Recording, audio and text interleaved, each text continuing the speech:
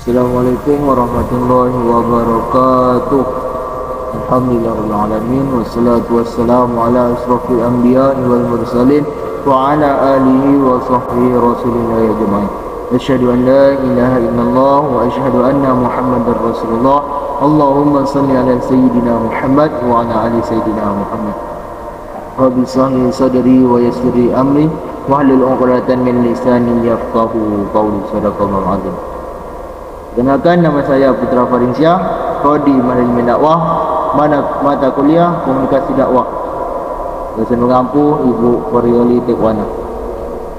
Dan selanjutnya kita akan buka slide yang keduanya, yaitu materinya yang tentang komunikasi dakwah efektif dalam perspektif Al-Quran. Materinya yang pertama yaitu komunikasi dibedakan menjadi dua, yaitu verbal dan non-verbal. Dengan kemampuan komunikasi dakwah efektif yang dimiliki, Tariq bin Ziyad mampu membakar semangat juang pasukannya sesaat setelah mendarat dan berpidato dengan latar belakang kapal yang telah dibakar atas perintahnya. Saudara-saudara, lautan di belakang kalian dan musuh di depan hidung kita berada pada point of no return. Tidak ada tempat untuk berlari, tidak ada alternatif lain melulu rantakkan musuh. Demikian pidatonya. Hasilnya Tariq pun memenangkan pertempuran itu.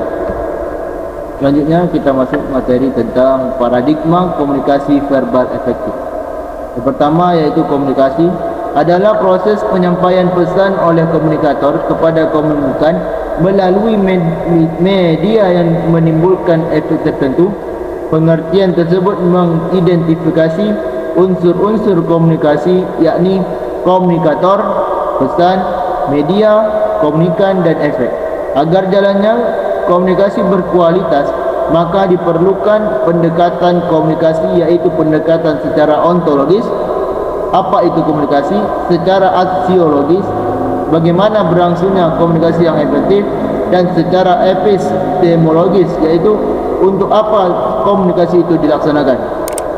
Konsep komunikasi menurut John R. Weinberg, William W.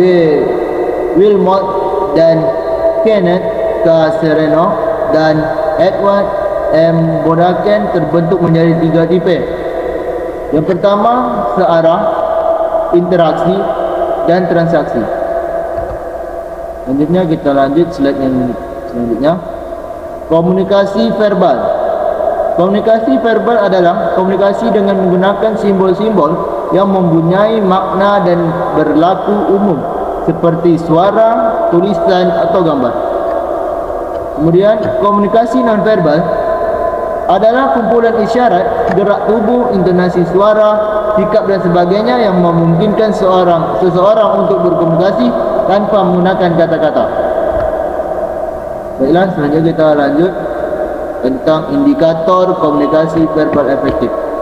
Komunikasi efisien berhubungan pemanfaatan atau optimalisasi waktu dan biaya dalam pertukaran informasi. Komunikasi dapat dikatakan efisien jika pesan yang disampaikan oleh komunikator kepada audiens melalui suatu saluran lebih mudah dibandingkan melalui saluran lain, tanpa mengurangi esensi atau inti dari informasi tersebut. Sedangkan komunikasi efektif merupakan komunikasi yang mengandung pengiriman informasi dari komunikator kepada komunikan secara cermat dan tepat, sehingga kedua pihak memahami makna yang terkandung dalam informasi tersebut. Komunikasi verbal merupakan sarana utama untuk menyatakan pikiran, perasaan, maksud serta tujuan. Hal tersebut dilakukan dengan menggunakan kata-kata merepresentasikan berbagai realistis yang ada. Seseorang penceramah atau dai yang mumpuni dituntut memiliki kecakapan atau kemampuan memadai. Tidak harus pintar sekali, tetapi cukup memadai dalam beberapa hal, yakni pertama, memiliki kecakapan mengemukakan pikiran secara singkat, jelas tetapi padat.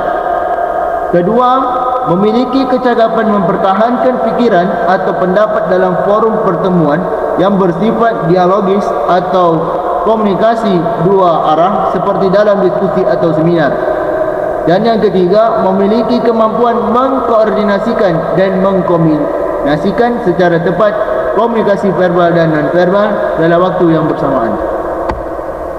Baiklah, selanjutnya kita masuk perspektif Al-Quran tentang komunikasi dakwah efektif. Komunikasi efektif sangat terkait dengan optimalisasi waktu dalam memberikan pesan, sehingga informasi yang disampaikan ataupun diterima tepat sesuai sasaran dan memberikan pemahaman makna yang mendalam. Komunikasi dakwah menjadi efektif jika materi dakwah disampaikan oleh penceramah atau dai sedemikian rupa sehingga dapat dimengerti sepenuhnya oleh audiens atau mustami'.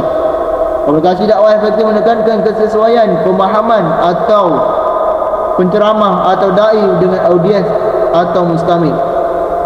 Kecakapan dalam berkomunikasi menentukan sejauh mana wawasan pengetahuan yang dimiliki. Selanjutnya kita masuk tentang analisis terhadap ayat-ayat komunikasi dakwah efektif.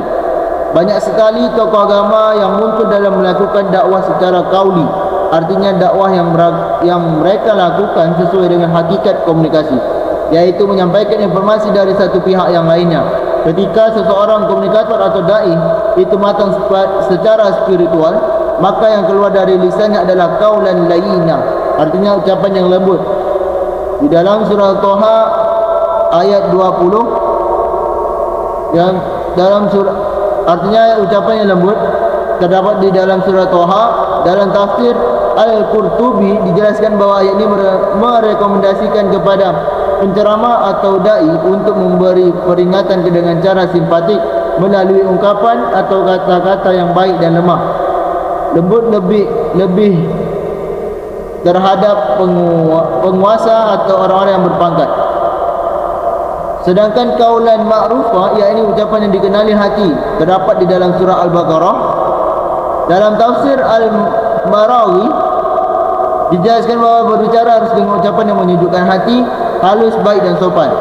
Sementara kaulan karimah, yakni ucapan yang mulia, terdapat di dalam surah Al-Isra. Dalam tafsir Al-Marawi dijelaskan bahawa makna dari kata karim iaitu bersikap baik tanpa kekerasan.